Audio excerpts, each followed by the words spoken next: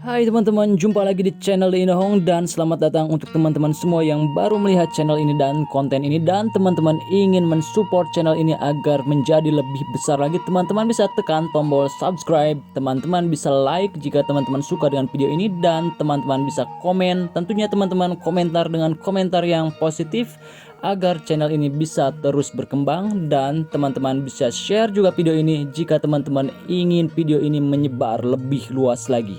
Oke teman-teman, untuk kesempatan konten kali ini kita akan membahas secara pelan-pelan dan mendalam bagaimana sih caranya kita ternak sapi itu untung puluhan juta rupiah, atau bisakah kita ternak sapi untung dalam sekali periode panen itu 50-100 juta? Jawabannya bisa-bisa aja teman-teman, cuman untuk untung besar itu ya memerlukan modal yang besar juga teman-teman. Seperti contohnya di kandang ini teman-teman. Di sini populasi sapinya ada 8 ekor dan semuanya pejantan. Jadi sudah bisa dipastikan nanti dalam waktu panen itu di sini akan meraup untung puluhan juta teman-teman. Ya, taruh saja misalnya dalam setiap ekor sapi itu kita untung 7 juta, berarti dikalikan 8 itu sudah berapa? Sudah 50 juta lebih kan. Cuman ya perkaranya untuk mendatangkan 8 ekor sapi pejantan itu modalnya berapa puluh juta teman-teman.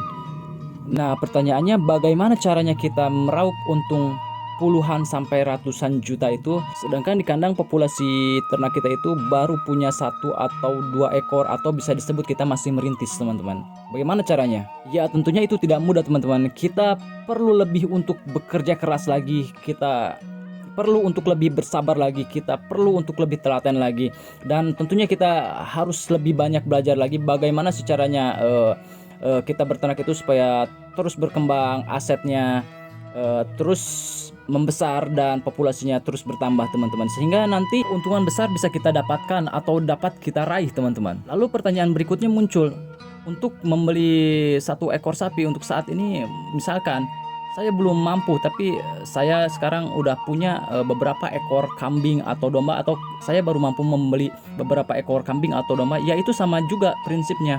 Kita tekuni, kita pelihara dengan baik sehingga aset dari ternak domba atau kambing kita semakin membesar, populasinya semakin bertambah, sehingga pada suatu hari nanti bisa kita tukarkan ternak domba atau kambing kita ke hewan yang lebih besar teman-teman, seperti itu. Lalu pertanyaan berikutnya muncul lagi, bagaimana dengan saya? Jangankan untuk membeli 1 ekor sapi, bahkan untuk membeli hanya 1 ekor kambing pun saya belum mampu untuk saat ini. Nah memang teman-teman, untuk perkara modal itu memang perkara yang sulit bagi kita yang ekonominya masih di bawah ya teman-teman.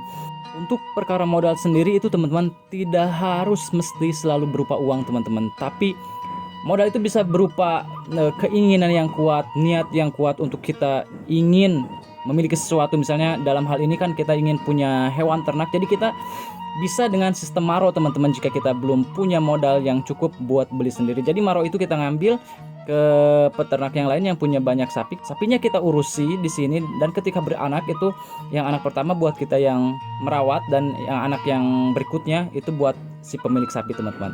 Jika itu sistemnya breeding, dan kalau sistemnya fattening biasanya kalau di sini itu sistemnya persentase teman-teman, yaitu 60-40 persentasenya. Yang 60 buat kita yang memelihara, yang 40 buat si pemilik modal. Seperti itu teman-teman. Sehingga otomatis dari sistem ini kita sudah memiliki modal teman-teman. Untuk yang breeding mungkin kita langsung punya anakan sapi atau pedetan sapi. Untuk sistem yang persentase ini nanti kita hasilnya bisa belikan ke ternak teman-teman. Nah seperti itu solusinya teman-teman. Jadi kuncinya niat yang kuat dan keinginan yang kuat pula teman-teman. Itulah kuncinya. Jadi untuk teman-teman yang ingin terjun ke dunia ternak, kita jangan terpaku kepada modal teman-teman, karena untuk mencapai sesuatu itu banyak cara dan banyak jalan menuju Roma teman-teman. Pernah dengar istilah itu?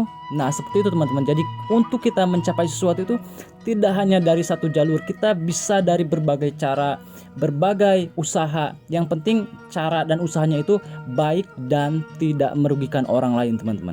Oke teman-teman, sekian dulu untuk konten kesempatan kali ini, semoga ini bermanfaat. Jangan lupa like, comment, subscribe, and share video ini teman-teman. See you next time and bye-bye.